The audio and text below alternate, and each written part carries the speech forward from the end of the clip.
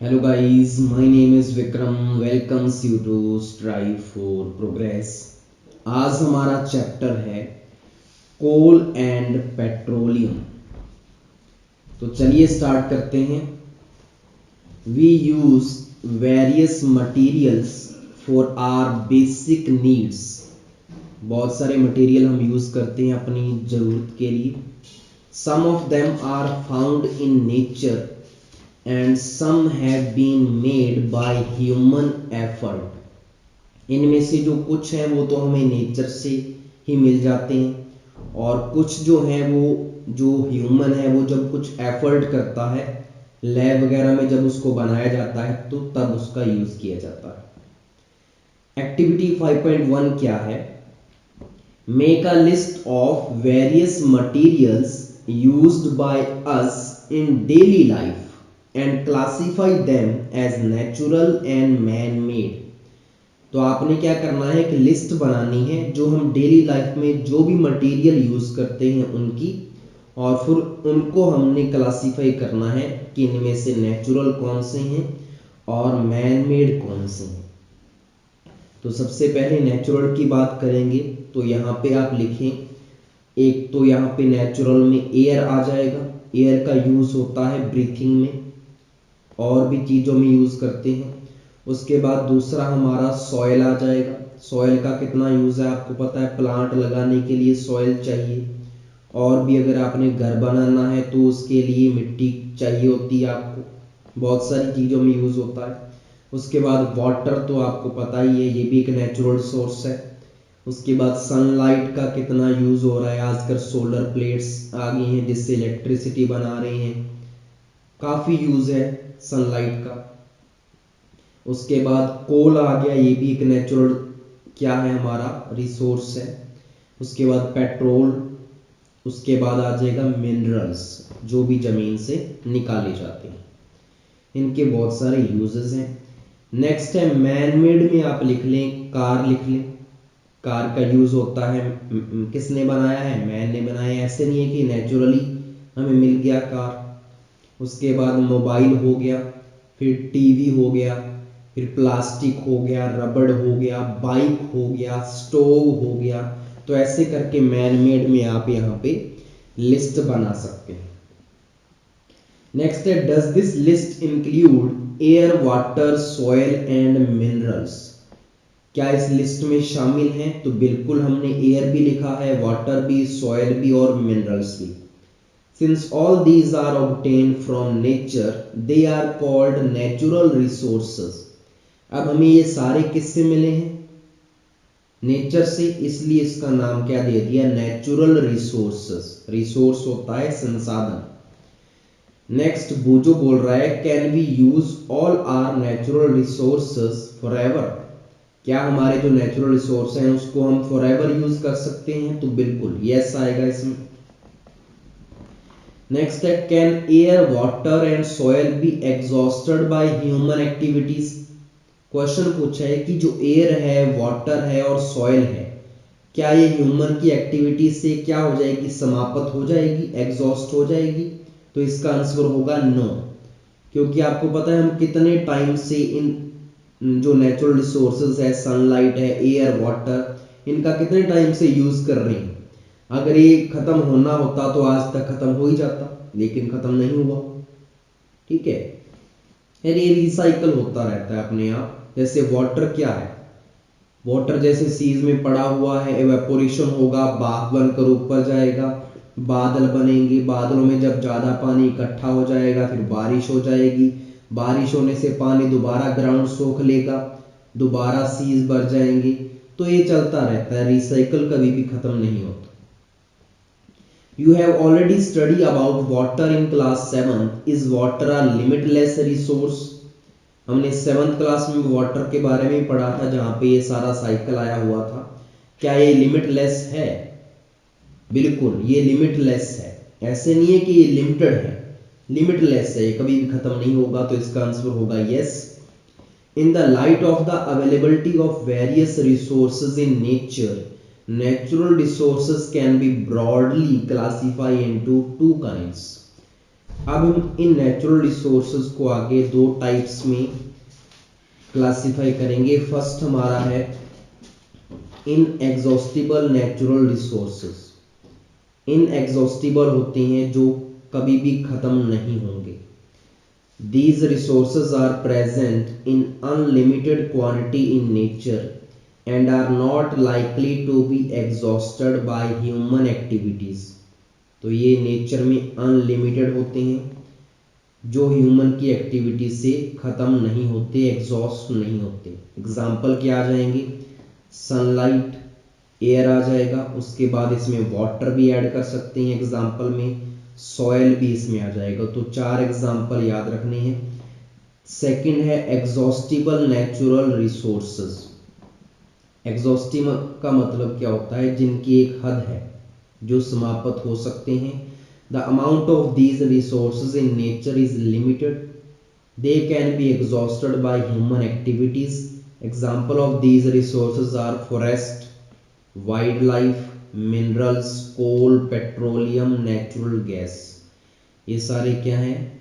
किसी ना किसी दिन ये ख़त्म हो सकते हैं। फॉरेस्ट हो गया क्योंकि पेड़ों को काटा जा रहा है तो फॉरेस्ट ख़त्म हो सकता है। वाइल्ड लाइफ आपको पता है जो कुछ एनिमल्स थे जो पहले होते थे आजकल उनको नहीं देखा जाता, वो ख़त्म हो चुके हैं, जैसे डायनासोर वगैरह, ये चीज़ चली गई है।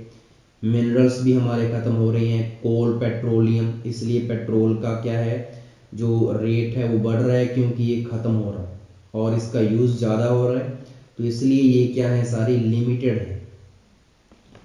Next activity 5.2, it is a group activity. Take some containers, fill them with popcorn या पीनट्स या रोस्टेड ग्राम या टॉफीज। तो आपको कुछ कंटेनर्स लेने हैं, उनको आप भर लो, या तो उसमें पॉपकॉर्न डाल लो, पॉपकॉर्न नहीं है तो पीनट्स डाल लो, पीनट्स नहीं है तो भुने हुए चने जो होते हैं, या कैंडीज या टॉफीज डाल लो। Divide students into groups of 7 each. आपको 7 ग्रुप बनाने हैं। Further divide each group into 3 sub group. और उसके बाद आपको क्या करना है, एक ग्रुप को आगे 3 सब ग्रुप में बांटना है। अगर एक ग्रुप में 7 बच्चे हैं तो आप उनके सब ग्रुप कैसे बनाएंगे? पहले वाले ग्रुप में 1 बच्चा होना चाहिए, दूसरे वाले ग्रुप में 2 बच्चे और तीसरे वाले ग्रुप में 4 बच्चे। टोटल कितने हो गए? 7। Label them as first, second and third generation respectively. अब जिसमें 1 बच्चा है उसको फर्स्ट जनरेशन बोल लो, सेकंड ग्रुप में 2 बच्चे हैं उसको सेकंड जनरेशन, थर्ड ग्रुप में 4 बच्चे हैं उसको थर्ड जनरेशन। ऐसा क्यों किया? क्योंकि आपको पता है दिन ब दिन हमारी पॉपुलेशन इंक्रीज कर रही है, तो आगे हमने दूसरे ग्रुप में इसलिए 2 बच्चे रखे हैं और तीसरे ग्रुप में 4 बच्चे लिए क्योंकि पॉपुलेशन बढ़ रही है। As population is growing, second and third generation have large number of consumers. Put one full container for each group on a table. फिर आपने क्या करना है, जो आपने वो कंटेनर भरा है किसी भी चीज से, मान लो पॉपकॉर्न से भरा, तो उसको आपने सभी ग्रुप्स के सामने रख देना है। Ask consumer of the first generation from each group to consume eatables from the container of their group. और आपको क्या बोलना है, कंज्यूमर को बोलना है जो फर्स्ट जनरेशन वाले हैं कि आप क्या करें, इसमें जो भी खाने वाली चीज़ है उसको क्या करें, ईट करें। ठीक है। Now ask the second generation consumer from each group to do the same. अब उसके बाद सेकेंड जनरेशन वालों को बोलो, मतलब फर्स्ट जनरेशन में कौन सा है, 1 बच्चा है, सबसे पहले वो कंटेनर में से कुछ ना कुछ पॉपकॉर्न क्या करेगा, खा लेगा। ठीक है। उसके बाद उसी बॉक्स को आप क्या करेंगे, सेकंड जनरेशन मतलब सेकंड ग्रुप के सामने रखो जिसमें 2 बच्चे हैं। फिर वो 2 बच्चे उसमें से कुछ ना कुछ पॉपकॉर्न खाएंगे। अब पहले तो सिर्फ 1 बच्चा खा रहा था, अब 2 बच्चे खा रहे हैं, तो अब जो पॉपकॉर्न है वो काफ़ी कम हो जाएंगे। उसके बाद उस बॉक्स को आप थर्ड जनरेशन के सामने रख दो। अगर उसमें से कुछ बचा होगा तो थर्ड जनरेशन मतलब 4 स्टूडेंट जो हैं उनको वो मिले पाएगा, और अगर कुछ ना कुछ है क्या पता किसी को ना भी मिले, क्योंकि 4 बच्चे हैं तो 4 बच्चे थोड़ी सी चीज़ को कैसे बांट पाएंगे। तो यहाँ से आपको इस एक्टिविटी से ये समझ में आएगा कि हमारे जो सोर्सेज हैं, रिसोर्सेज जो हमारे हैं, जो लिमिटेड हैं, वो एक ना एक दिन क्या हो जाएंगे, ख़त्म हो जाएंगे। हमारी आगे वाली जनरेशन उसका यूज़ नहीं कर पाएगी अगर आप उसको ढंग से इकोनॉमिकली अगर उसका यूज़ नहीं करेंगे, ठीक है, सस्टेनेबल तरीके से यूज़ नहीं करेंगे। अगर आप आगे वाली जनरेशन के बारे में सोचेंगे तो वो बच सकती है चीज़, रिसोर्स हमारे, नहीं तो नहीं बचेगी। जैसे कि कुछ ग्रुप ऐसे भी होंगे जिसमें जो पहले वाला बच्चा है वो कम खाएगा, क्यों? क्योंकि उसको पता है सेकंड जनरेशन मतलब सेकंड ग्रुप में 2 बच्चों ने भी खाना है, थर्ड ग्रुप में जो 4 बच्चे हैं उनके लिए भी मैंने छोड़ना है। अगर ऐसा सोचेगा वो, फिर तो उनके लिए बचेगा। लेकिन कुछ बच्चे ऐसे भी होंगे जो पहले वाला बच्चा है वो आधा उसको खा जाएगा, फिर जो सेकंड ग्रुप वाले हैं 2 बच्चे उसको सारा खत्म कर दें, तो थर्ड ग्रुप वाले को बचेगा ही नहीं, ठीक है। तो ऐसे हमने अगर सोचेंगे तो बचेगा। Assume that the eatables in the container represent the total availability of an exhaustible natural resources like coal, petroleum और natural gas। तो आपने यही अज्यूम करना है कि जो हमारे पॉपकॉर्न हैं उस कंटेनर में, उसको आप मान के चलो कि वो हमारे क्या हैं, कोल, पेट्रोलियम और नेचुरल गैस है। ईच ग्रुप में have a different consumption pattern, सभी का अलग अलग कंजप्शन पैटर्न होगा। कुछ तो आगे वालों के लिए सोचेंगे, कुछ नहीं सोचेंगे। Are the earlier generation of any group too greedy, क्या कुछ ऐसे ग्रुप थे जिसमें से पहले वाली जनरेशन ज़्यादा लालची थी? मतलब कुछ ऐसे ग्रुप होंगे जिन्होंने सारे पॉपकॉर्न ही खा गया एक बच्चा, तो कुछ लालची भी हो सकते हैं। It may be that the earlier generation in some groups were concerned about the coming generation and left something for them। और कुछ ग्रुप्स ऐसे भी होंगे जिन्होंने आगे वाली जनरेशन का सोचा होगा और उनके लिए भी उन्होंने कुछ छोड़ा होगा।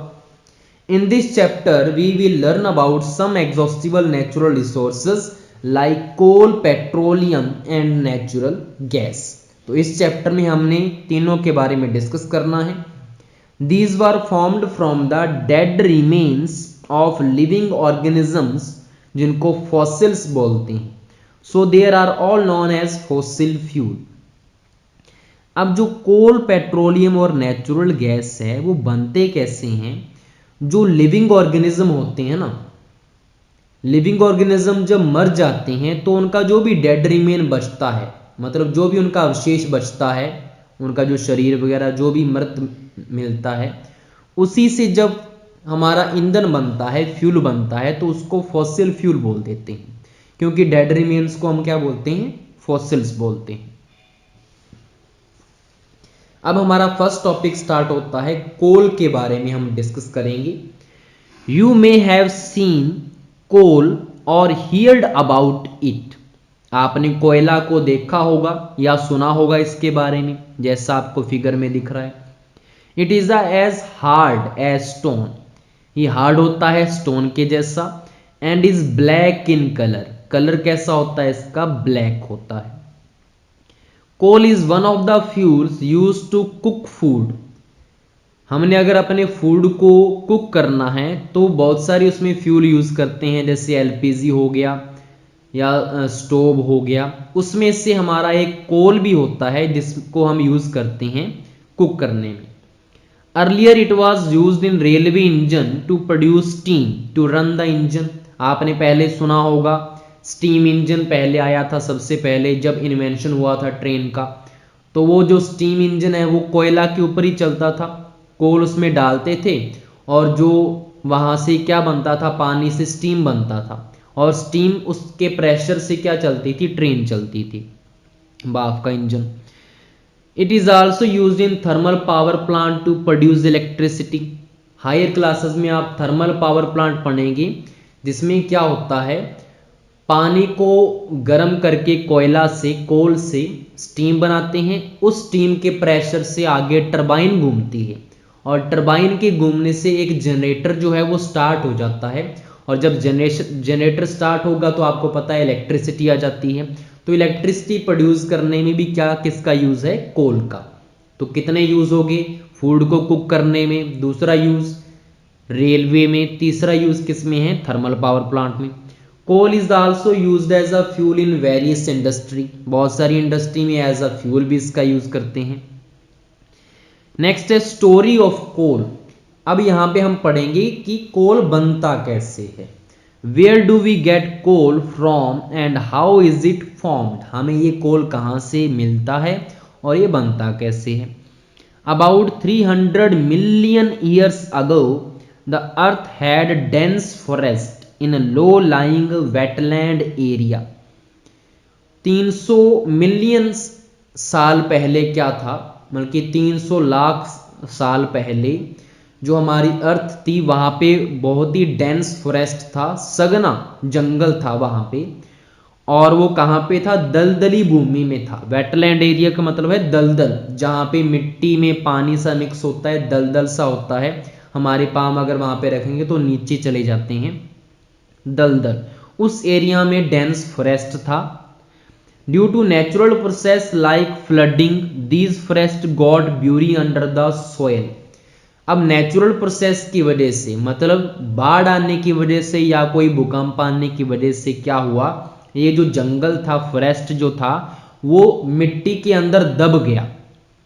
एज मोर सॉयल डिपॉजिट ओवर देम, उसके बाद इसके ऊपर और मिट्टी डिपॉजिट होगी, मतलब पर चढ़ गई इसके ऊपर काफी। दे वर कंप्रेस, वो काफी नीचे चले गए, फॉरेस्ट दब गए। The temperature also rose as they sank deeper and deeper. जैसे फॉरेस्ट नीचे के नीचे चलते गए, मिट्टी में धंसते गए। अब आपको पता है मिट्टी में नीचे की तरफ क्या हो जाता है, फिर टेम्परेचर बढ़ जाता है, तो उनका टेम्परेचर बढ़ता गया। Under high pressure and high temperature dead plant got slowly converted to coal. अब इतने टेम्परेचर और प्रेशर की वजह से ये जो फॉरेस्ट था, जो डेड प्लांट्स थे, वो किस में कन्वर्ट हो गए, कोल में कन्वर्ट हो गए। तो ये स्टोरी है इसकी, कोल ऐसे बनता है। As coal contain mainly carbon, coal में मेनली क्या होता है, कार्बन होता है। The slow process of conversion of dead vegetation into coal is called carbonisation. अब जो इसकी प्रोसेस है कोयले के बनने की, इसको कार्बोनाइजेशन कहते हैं। कार्बोनाइजेशन क्यों कहते हैं, क्योंकि मेनली इसमें कार्बन होता है। Since it was formed from the remains of vegetation coal is also called a fossil fuel. अब देखो ये भी किससे बना है, एक लिविंग से ही बना है ना। प्लांट को हम लिविंग बोलते हैं बॉडी, और जब ये नीचे दब गया तो ये डेड प्लांट बन गया, तो इसको भी क्या बोलेंगे, फॉसिल्स। तो इसको भी, कोयला को फॉसिल फ्यूल बोला जाता है। A coal mine is shown in figure. उसके बाद आपको एक फिगर में कोल माइन, कोयले की जो खान है वो दिखाई गई है। When heated in air, coal burns and produce mainly carbon dioxide gas। अब सिंपल सी बात है, किसी भी चीज को अगर हम बर्न करेंगे तो बर्न जब भी वर्ड आएगा तो मतलब हमने O2 से रिएक्शन करवाना है। O2 मतलब ऑक्सीजन। अब हमारे पास क्या है, कोयला है, मतलब कोल है, तो कार्बन, कार्बन का सिंबल क्या होता है, C होता है। बर्न का मतलब ऑक्सीजन से रिएक्शन, तो C+O2, तो C+O2 से क्या बनेगा, CO2 बन जाएगा, जिसको बोलते हैं carbon dioxide gas. Coal is process in industry to get some useful product such as coke, coal tar and coal gas. अब कोल को ही आगे इंडस्ट्री में हम इससे यूजफुल प्रोडक्ट बना देते हैं। एक तो कोक है, दूसरा कोल तार और तीसरा कोल गैस। अब वन बाय वन इसको पढ़ते हैं। सबसे पहले है हमारा coke. It is a tough, porous and black substance. एक तो ये टफ है मतलब हार्ड, पोर्स का मतलब होता है जिसमें छेद होते हैं, होल होते हैं छोटे छोटे, एंड ब्लैक कलर का है। It is an almost pure form of carbon. अगर हम बात करें कार्बन की जो प्योर फॉर्म है, एक लाइन एक नंबर में आपको क्वेश्चन पूछ सकते हैं कि प्योर फॉर्म कार्बन की कौन सी है, तो आंसर आएगा Coke. Coke is used in the manufacturer of steel and in the extraction of many metals. बहुत सारी मेटल की अगर हम एक्सट्रैक्शन करते हैं, 10th क्लास में आप पढ़ोगे एक्सट्रैक्शन ऑफ मेटल्स, वहां पे क्या यूज होता है, कार्बन का। और अगर हमने स्टील बनाना है तो उसमें भी कार्बन का यूज करते हैं, स्टील क्योंकि एक अलॉय है। नेक्स्ट हमारा टॉपिक है कोल तार। It is a black thick liquid. अब ये भी क्या है, ब्लैक कलर का है, ये थिक लिक्विड है। लिक्विड है ये, क्या है, सॉलिड की फॉर्म में नहीं। With an unpleasant smell, smell इसकी थोड़ी अलग सी है, अजीब सी है। It is a mixture of about 200 substance.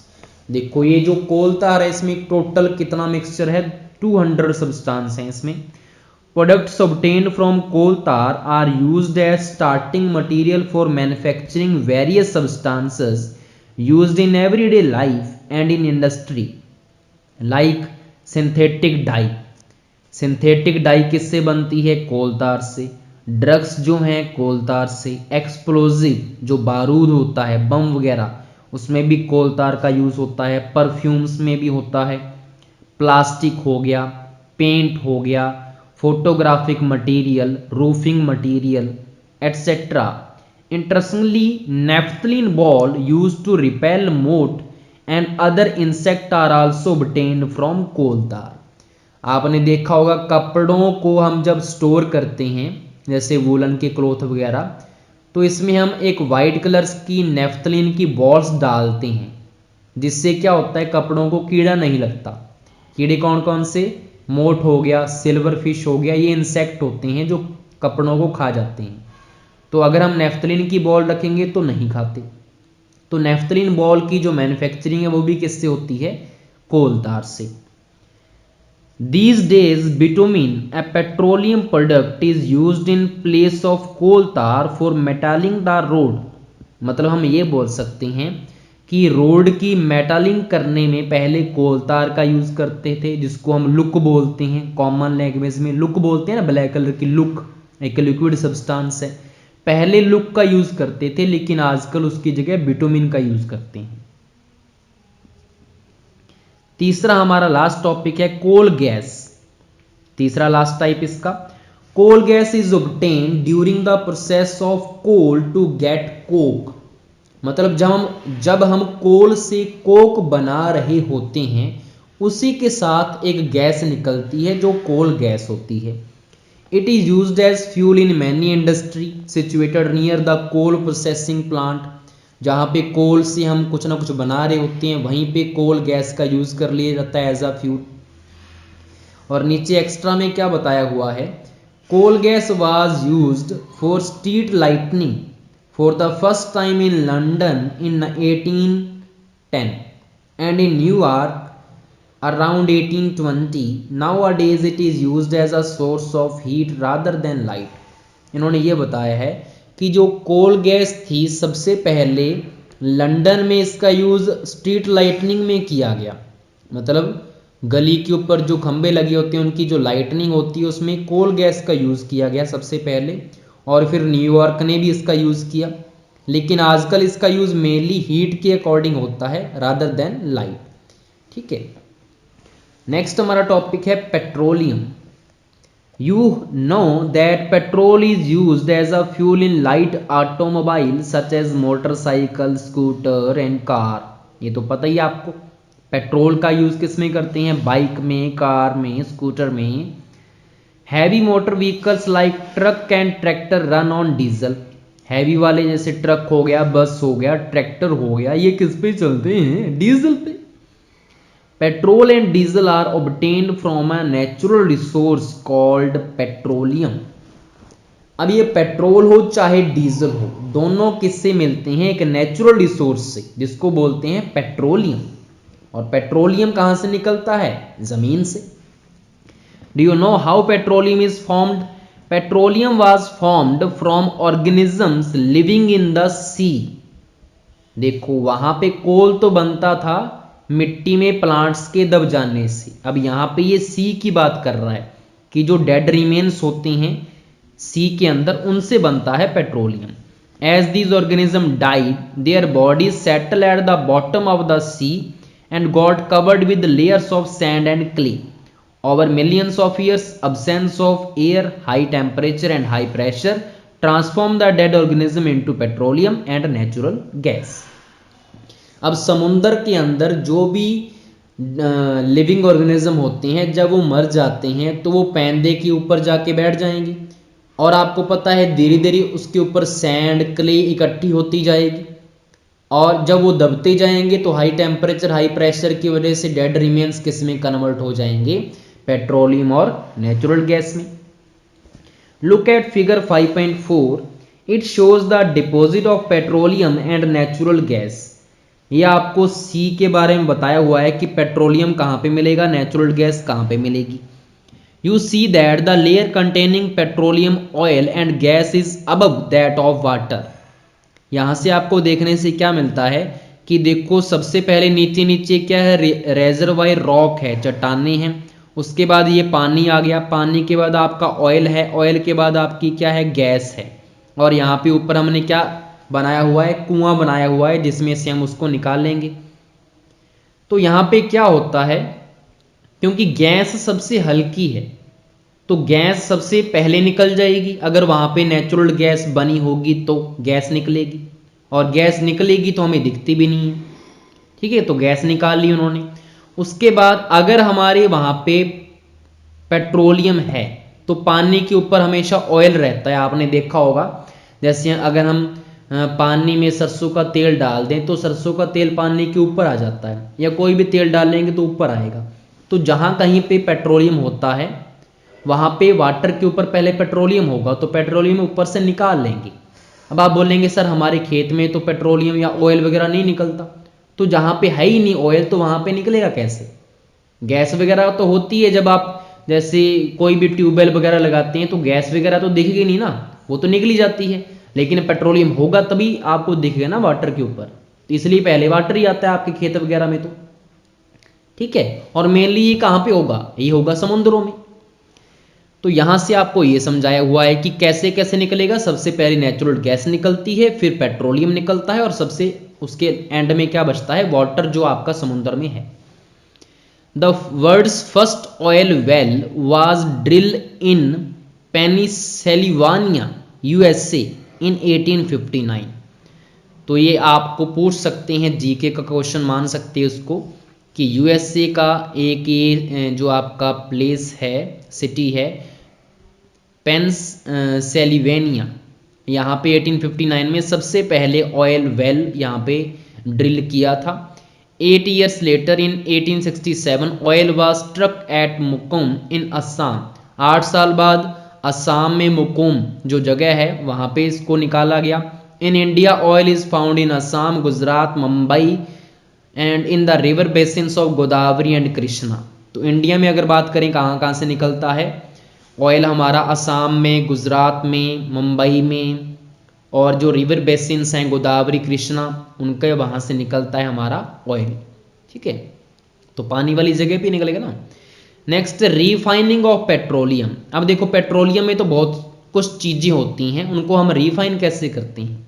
Petroleum is a dark oily liquid, ये भी एक लिक्विड है, डार्क है। It has an unpleasant order, order होता है महक, और इसकी जो सुगंध है वो भी क्या है, अनप्लीजेंट है, अजीब सी होती है। It is a mixture of various constituent such as petroleum gas, एक तो पेट्रोलियम गैस होगा, उसके बाद इसमें पेट्रोल भी होता है, डीजल भी होता है, लुब्रिकेटिंग ऑयल भी होता है, पैराफिन वैक्स होती है, एटसेट्रा, बहुत सारी चीज़ें हैं। The process of separating the various constituent या fraction of petroleum is known as refining. मतलब हम पेट्रोलियम में बहुत सारी चीज़ें हैं, जब उन सभी चीज़ों को हम अलग अलग कर लेंगे एक मशीन के जरिए एक रिफाइनरी में, तो उसको बोलते हैं refining. It is Caird out in a petroleum refinery, जो आपको फिगर में दिख रहा है ना, यहाँ पे इन सभी सब्सटेंस को अलग किया जाता है। पेट्रोल को अलग कर लेते हैं, डीजल को अलग कर लिया, पैराफिन वैक्स अलग निकाल ली, लुब्रिकेटिंग ऑयल अलग निकाल लिए, गैस अलग निकाल दी, ठीक है। Various constituent of petroleum and their uses are given in table 5.1। अब नीचे नीचे टेबल दे रखा है, मोस्ट इंपोर्टेंट टेबल है आपके एग्जाम के लिए, और छोटे छोटे क्वेश्चन भी इससे बन सकते हैं कि कौन कौन सी चीज़ें होती हैं पहले तो पेट्रोलियम में, फिर उसका यूज़ क्या क्या है। तो सबसे पहले तो देखो petroleum gas in liquid form, liquid form में मतलब एलपीजी, फुल फॉर्म क्या है, लिक्विफाइड पेट्रोलियम गैस। यूज़ क्या होता है आपको पता है, एलपीजी को हम किचन में यूज़ करते हैं, तो fuel for home and industry. Petrol, petrol का यूज़ तो पता ही आपको मोटर फ्यूल में, एविएशन फ्यूल, एविएशन किसको बोलते हैं, विमान को, उसको एविएशन बोलते हैं, उसके फ्यूल के लिए। सॉल्वेंट फॉर ड्राई क्लीनिंग, आपने कई बार देखा होगा मोबाइल के ऊपर का जो स्क्रीन है उसको कई बार पेट्रोल से साफ करते हैं, तो ड्राई क्लीनिंग के लिए पेट्रोल का यूज किया जाता है, साफ करने के लिए सूखा। तीसरा कैरोसिन निकलता है, फ्यूल फॉर स्टोव, कैरोसिन आपको पता है स्टोव में डालते हैं, लैंप्स में डालते हैं। फॉर जेट एयरक्राफ्ट, जो जेट विमान होता है उसमें कैरोसिन का यूज करते हैं। उसके बाद डीजल की बात करें, fuel for heavy motor vehicle, bus car truck का आपका जीप वगैरह उसमें होता है। इलेक्ट्रिक जनरेटर में डालते हैं। उसके बाद फिफ्थ हमारा लुब्रिकेटिंग ऑयल, लुब्रिकेशन में, लुब्रिकेशन का क्या यूज़ होता है, फ्रिक्शन को कम करने के लिए, जैसे ग्रीस वगैरह लगाते हैं, वो क्या है, लुब्रिकेटिंग चीज़ें होती हैं, लुब्रिकेटिंग ऑयल होता है।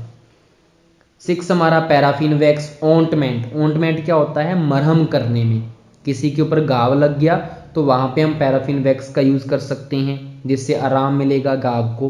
कैंडल्स बनाने में, वैसलीन बनाने में। सेवंथ हमारा बिटुमिन, जिसकी हमने पीछे भी बात की थी कि कोल तार की जगह आजकल बिटुमिन का यूज़ करते हैं। बिटुमिन किस में यूज़ होगा, रोड का सरफेसिंग करने में, और साथ में पेंट में भी इसका क्या है, यूज़ है। तो ये सारे सातों के सातों आपको याद होने चाहिए यूज़ के साथ। नेक्स्ट हमारा है many useful substance are obtained from petroleum and natural gas, these are termed as petrochemicals, these are used in the manufacture of detergent, fiber, polythene and other man-made plastics। ठीक है, तो petrochemical जो भी हैं इनका हम यूज़ करते हैं फाइबर्स बनाने में। हमने थर्ड चैप्टर में डिस्कस किया था, पेट्रोकेमिकल बोलते हैं क्योंकि ये नीचे से निकाले जाते हैं कोल वगैरह, और इनका यूज़ किस में होता है, सिंथेटिक फाइबर बनाने में, पॉलीथीन बनाने में, polyester, nylon, acrylic. Hydrogen gas obtained from natural gas is used in the production of fertilizer urea. Due to its great commercial importance, petroleum is also called black gold। अब देखो इसमें से जब हम पेट्रोलियम जब निकाल रहे होते हैं तो उसमें से एक हाइड्रोजन गैस भी निकलती है जिसका यूज़ किस में करते हैं हम, फर्टिलाइज़र बनाने में, जो उर्वरक होते हैं जो खेतों में यूज़ करते हैं, यूरिया वगैरह, उसमें हाइड्रोजन गैस चाहिए होती है। तो पेट्रोलियम का बहुत ही ज़्यादा यूज़ है, इसलिए इसको क्या बोलते हैं, ब्लैक गोल्ड बोलते हैं, काला सोना। ये भी इंपॉर्टेंट लाइन है। उसके बाद हमारा है natural gas. Natural gas is very important fossil fuel because it is easy to transport through pipe. Natural gas CNG को बोलते हैं, compress natural gas full form होती है। आजकल व्हीकल्स में भी यूज़ करते हैं, किट लगवा लेते हैं, पाइपलाइनों के थ्रू भी इसका हम ट्रांसफ़र कर सकते हैं, तो ये बहुत इंपॉर्टेंट है। Natural gas is stored under high pressure as compress natural gas. ठीक है, इसीलिए तो इसकी फुल फॉर्म ये है, कंप्रेस मतलब high pressure. CNG is use for power generation. ठीक है, यूज करते हैं इसका। It is now being used as a fuel for transport vehicle because it is less polluting. सबसे कम जो पोल्यूशन होता है वो सीएनजी गैस का है, तो इसलिए इसको व्हीकल्स में भी यूज करते हैं। It is a cleaner fuel, ये काफ़ी साफ है fuel. The great advantage of CNG is that it can be used directly for burning in homes and factories where is can be supply through pipe. ठीक है, इसको pipe के through supply कर दो और डायरेक्टली इसको बर्न कर दो, अपना फूड बना लो, कुछ भी, काफ़ी अच्छा यूज़ है इसका। सच उसके बाद क्या बोला है उसने, okay, such a network of pipeline exist in Vadodara Gujarat. Vadodara Gujarat में एक जगह है वडोदरा, वहाँ पे एक पाइपलाइन बिछाई हुई है सीएनजी को। देखो आजकल तो मेनली तो हम एलपीजी यूज़ कर रहे हैं, लेकिन गुजरात में सीएनजी की पाइपलाइन बिछाई हुई है घरों में फ्यूल के लिए, इंडस्ट्री में फ्यूल के लिए। Natural gas is also used as a starting material for the manufacture of a number of chemicals and fertiliser. बहुत सारे फर्टिलाइजर वगैरह, केमिकल वगैरह, उसमें भी हम नेचुरल गैस का यूज़ करते हैं as a starting material. India has vast reserves of natural gas. In our country, natural gas has been found in Tripura, Rajasthan, Maharashtra and in the Krishna Godavari delta. तो natural gas भी हमारे India में बहुत ज़्यादा जगहों पे निकलती है। आपको याद नहीं करना, त्रिपुरा में है, राजस्थान, महाराष्ट्र, कृष्णा गोदावरी डेल्टा। नेक्स्ट बूझो का मेन क्वेश्चन इंपॉर्टेंट है can coal, petroleum and natural gas be prepare in the laboratory from dead organism. देखो हमने पढ़ा है कि डेड ऑर्गेनिज्म से ये कोल बनता है, तो ये पूछ रहा है कि क्या इसको हम लैब में बना सकते हैं। तो पहली क्या बोल रही है, no, their formation is a very slow process. एक तो काफी टाइम लगता है, 300 मिलियन, वो हमने पढ़ा था 300 million year ago. And condition for their formation can not be create in the laboratory. और जो कंडीशंस चाहिए, देखो हमने ये भी तो पढ़ा था ना कि हाई टेम्परेचर और हाई प्रेशर से वो किस में कन्वर्ट होता है, कोल में। अब अगर इतना टेम्परेचर हम लैब में सेट करेंगे तो पहले तो जो लैब में बना रहा है उसका खुद का पकौड़ा बन जाना है, ठीक है। तो ये कंडीशन सफिशिएंट नहीं होती लैब में इसको करने के लिए, और काफ़ी टाइम भी लगता है। अगर 300 मिलियन ईयर्स के बाद कुछ बनाएगा तो जो बना रहा है वो तो जिंदा ही नहीं होगा। तो जिसको पता है कि मैं लैब में ये बना रहा हूँ, ठीक है, वो मर जाएगा, तो वो दूसरे उसका यूज़ कैसे करेंगे, सीधी सी बात है। तो ये कुछ भी इससे हो नहीं सकता, ये नेचुरल प्रोसेस है। नेक्स्ट हमारा लास्ट टॉपिक है, some natural resources are limited. You have studied in the beginning of the chapter that some natural resources are exhaustible like fossil fuel, forest, minerals, etc. तो हमने ये पढ़ा है कि ये क्या है, लिमिटेड हैं। You know that coal and petroleum are fossil fuel, बिल्कुल। It required the dead organism millions of years to get converted into these fuel, ये भी हमने पढ़ लिया कि बहुत सारा टाइम लगता है dead organism को कन्वर्ट होने में। On the other hand, is known reserves of these will last only a few hundred years.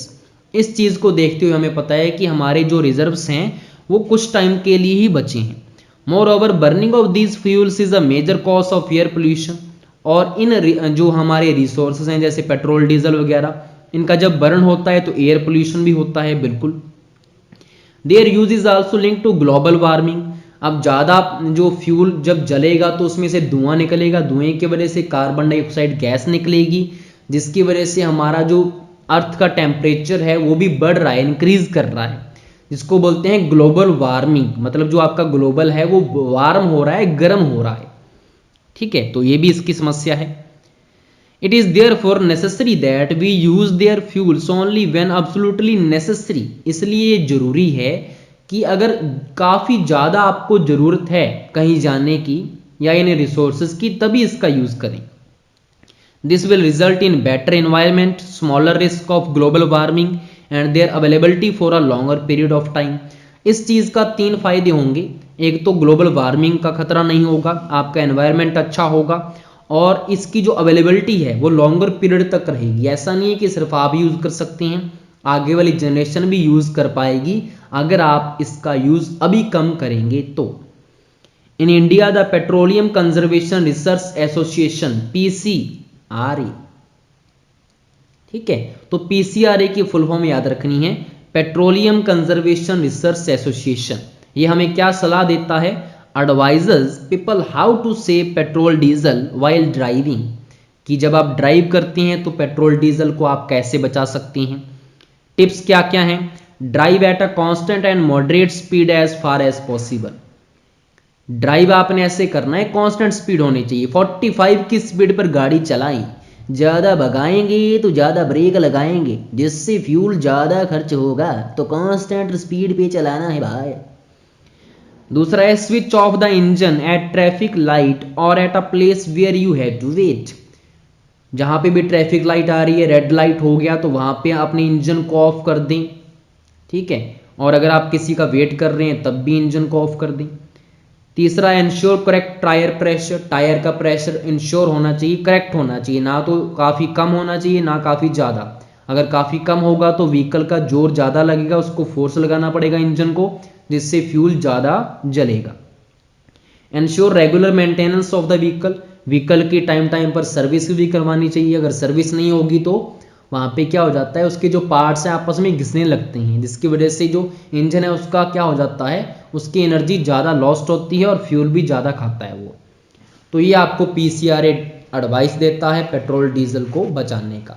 तो ये हमारा छोटा सा चैप्टर था, अच्छा चैप्टर है, एक ही वीडियो में हमारा ख़त्म हो चुका है। Thank you.